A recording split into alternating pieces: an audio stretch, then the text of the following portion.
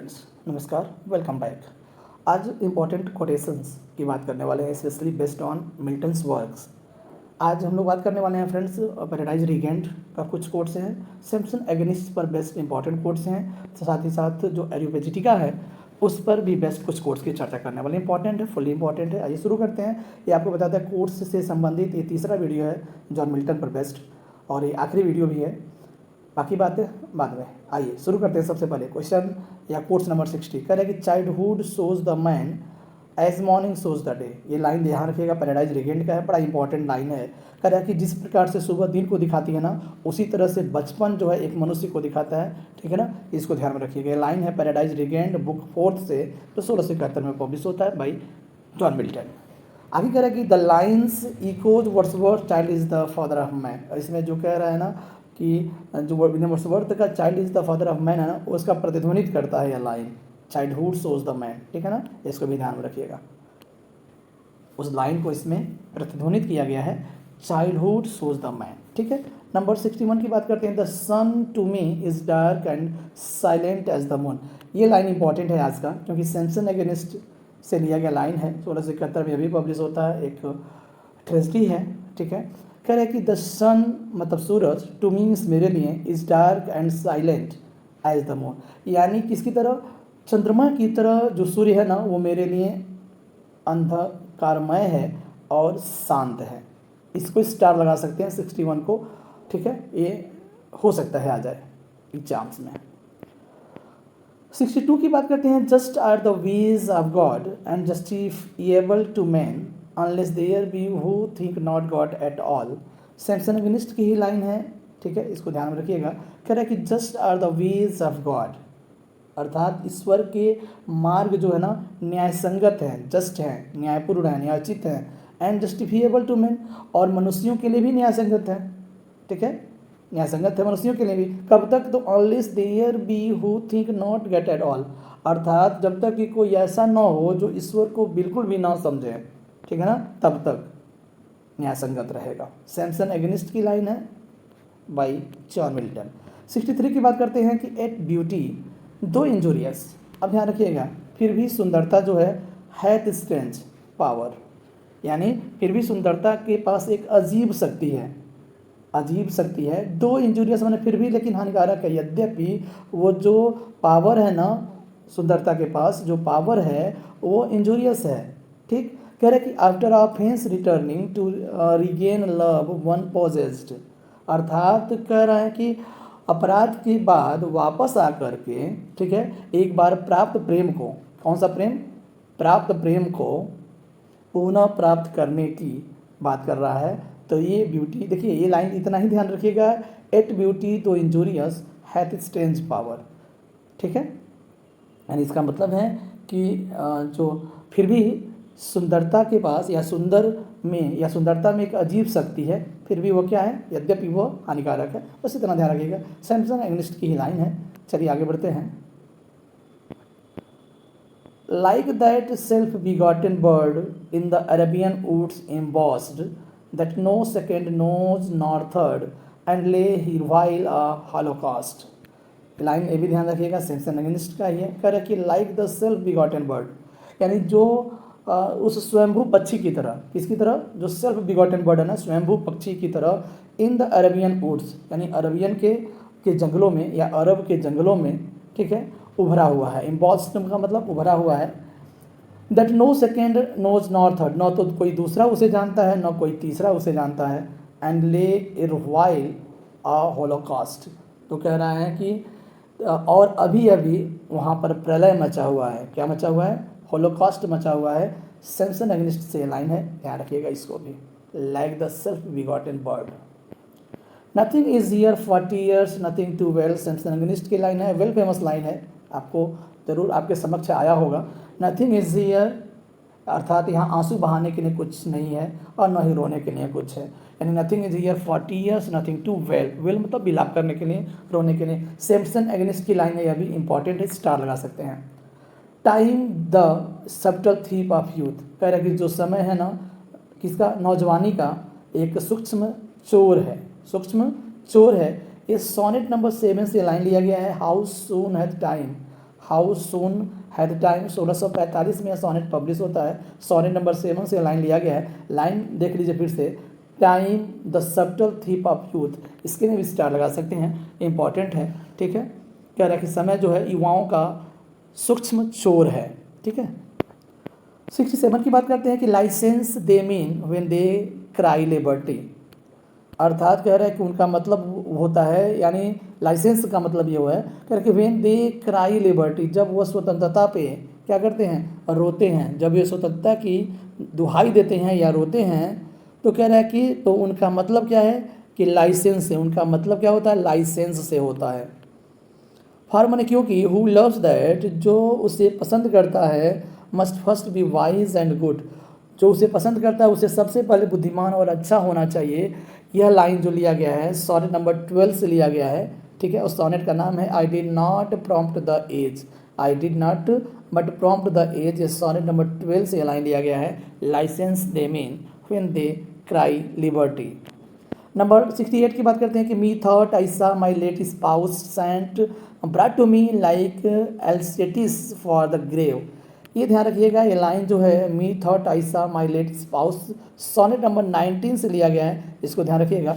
इनकी पत्नी जो सेकंड पत्नी थी कैथरीन वुडकॉक, ठीक है ना, जो वुडकॉक थी उनसे, उस पर बेस्ड यह सोनेट है, ठीक है। तो बोल रहे हैं कि मी thought I saw my late spout Saint, अर्थात मुझे लगा कि मैं अपने दिवंगत जो संत को देखा है, मुझे कब्र से किस तरह से लाया गया है, लाइक एल कैस्टिस कह सकते हैं, एल कैस्टिस की तरह मुझे कब्र से निकाला गया है। तो मी thought I saw my late spout का मतलब समझ लीजिएगा, वुडकॉक के लिए बोला गया है। Sort number 19 me thought I saw my late spout Saint.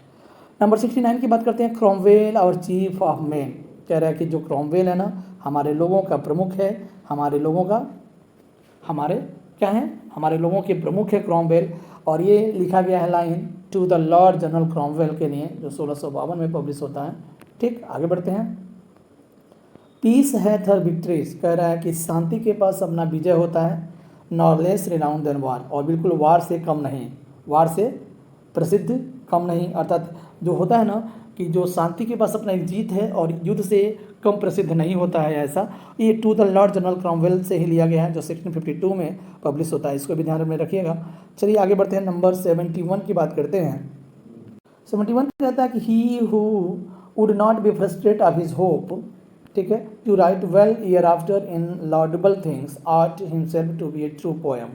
तो कह रहा है कि he who would not be frustrate, यानी जो कोई भी, ठीक है, जो है, कह रहा है कि कोई भी व्यक्ति है ना, जो प्रशंसनीय चीज़ों में भविष्य में अच्छा लिखने की अपनी आशा से निराशा नहीं होगा। यानी कह रहे हैं कि to write well hereafter in laudable things, कह रहा है कि जो अप्रशंसनीय चीज़ें हैं, प्रशंसनीय चीज़ें हैं, प्रशंसनीय चीज़ों में लिखना, ठीक है, और निराशा क्या बोलते हैं, निराशा नहीं होगा, यानी सिर्फ आशा ही होगा, यानी फ्रस्ट्रेशन नहीं होगा, सिर्फ होप होगा। ऐसे लिखने के लिए, ऐसा करने के लिए उसे खुद एक ought himself to be true poem, उसे एक सच्चा पोएम होना पड़ेगा, ठीक है। यहाँ क्या कह रहा है, सच्चा उसे पोएम होना बनेगा या पोएट होना पड़ेगा, इसको ध्यान में रखिएगा, ठीक है। ए एन एपोलॉजी फॉर स्पेक्टिमोनस से लिया गया है लाइन, इसको भी ध्यान में रखिएगा। 72 की बात करते हैं कि they who have put out the people's eyes reproach them of their blindness, ये लाइन ध्यान रखिए। 72 की बात करते हैं कि they who have put out the people's eyes, इसका मतलब ये है कि जिन्होंने, ठीक है, जिन्होंने लोगों की क्या किया है, they who have put out the people's eyes, लोगों की आंखों को निकाल लिया है, अर्थात लोगों की आंखें फोड़ दी हैं, उन्हें इनके अंधेपन के लिए क्या किया गया है, reproach them of their blindness, यानी उनके अंधेपन के लिए उन्हें क्या किया, रिप्रोच किया जा रहा है, उन्हें डांटा जा रहा है। ये लाइन भी ध्यान में रखिएगा, एन एपोलॉजी फॉर स्पेक्टिमोनस से लिया गया, ये लाइन ध्यान रखिएगा।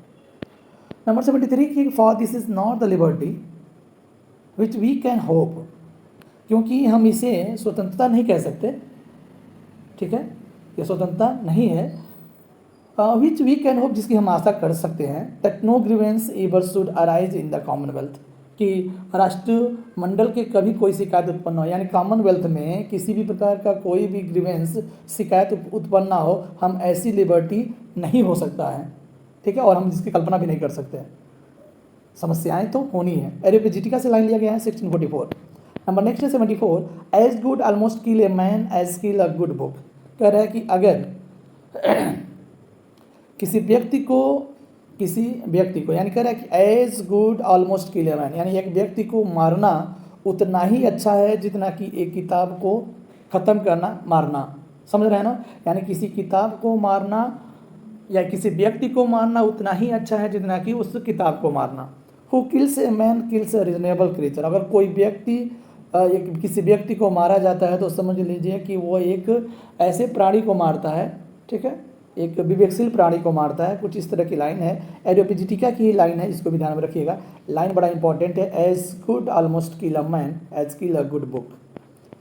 अ गुड बुक, यह भी लाइन इंपॉर्टेंट है, एरियोपेजिटिका से ही लाइन है। अ good book is the precious life blood of a master spirit embalmed and treasured upon the purpose of the life beyond life। एरियोपेजिटिका की लाइन है, कह रहा है कि एक अच्छी जो किताब होता है ना, एक महान आत्मा का अनमोल जीवन रक्त है। लाइफ ब्लड माने जीवन रक्त है, किसका? एक महान आत्मा का अनमोल जीवन रक्त है एक अच्छी किताब। एक अच्छी किताब के बारे में बोला गया है और जिसे जीवन से परे संजो करके रखा गया है, ठीक है। एरियोपेजिटिका की लाइन है, ध्यान रखिएगा। I can not praise a fugitive and cloistered virtue. कह रहा है कि मैं कभी नहीं कर सकता, प्रशंसा कर सकता किसका? एक फगेटिव माने एक भगौड़े, और जो क्लोस्टर का मतलब होता है एकांत प्रिय की प्रशंसा मैं कभी नहीं कर सकता। एकांत प्रिय व्यक्ति का और भगौड़े व्यक्ति का मैं कभी भी प्रशंसा, ऐसे मतलब सद्गुणों का मैं प्रशंसा नहीं कर सकता। एंड एक्सरसाइज्ड एंड अनब्रीथ्ड, यानी जो बिल्कुल एक्सरसाइज्ड वाले हों और अनब्रीथ्ड हों। एरियोपेजिटिका ही लाइन है, इसको भी ध्यान में रख सकते हैं। आगे बढ़ते हैं, 77 की बात करते हैं। Here the great art lies, यानी यहाँ महान कला, कह रहे हैं कि यहाँ जो एक महान कला निहित है। To discern in what the law is to be restraint and punishment, यानी यहाँ पर एक कला निहित है और यह समझने के लिए, to discern in what the law, और यह समझने के लिए कि कानून में संयम और दंड क्या है। The law is to be restraint and punishment, अर्थात संयम और दंड क्या है।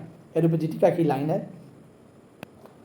If you think to regulate printing, कह रहे हैं कि यदि प्रिंटिंग को आप रेगुलेट करना के बारे में सोचते हो, अगर आप प्रिंटिंग को रेगुलेट करने के लिए सोचते हो तो thereby to rectify manners, तो आपको सबसे पहले अपने मैनर्स में सुधार करने होंगे।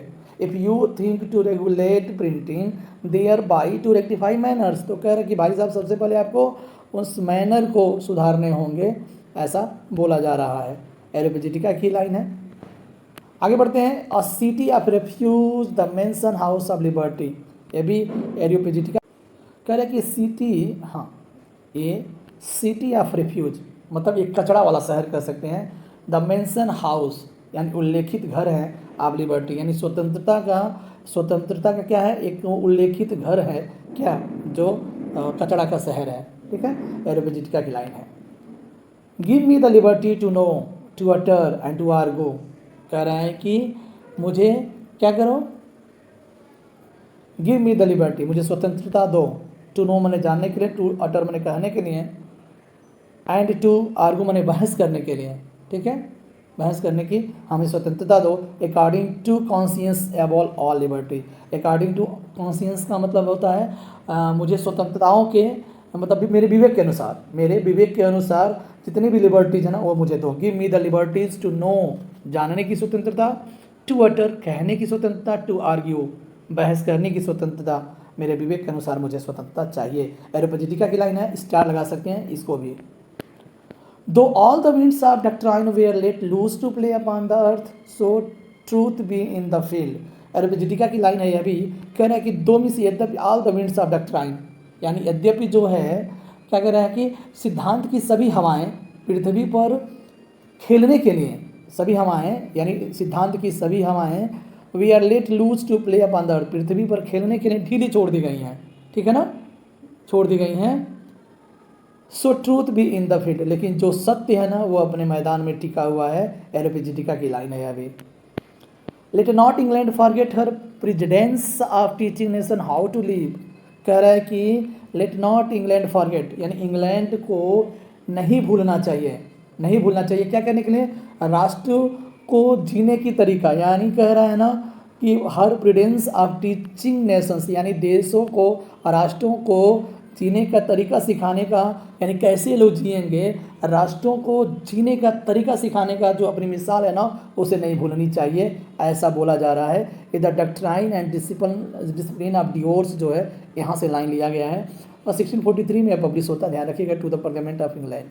ठीक है, कह रहा है कि इंग्लैंड को यह अपनी जो राष्ट्रों को सिखाने की जो मिसाल है ना, उसको नहीं भूलनी चाहिए, ऐसा बोला जा रहा है। यहाँ पर देखिए इंग्लैंड को बड़ा अच्छा साबित करने की कोशिश किया जा रही है लाइन्स में। व्हाट आई हैव स्पोकन, मैंने जो कहा है, is the language of that which is not called amiss the good old cause.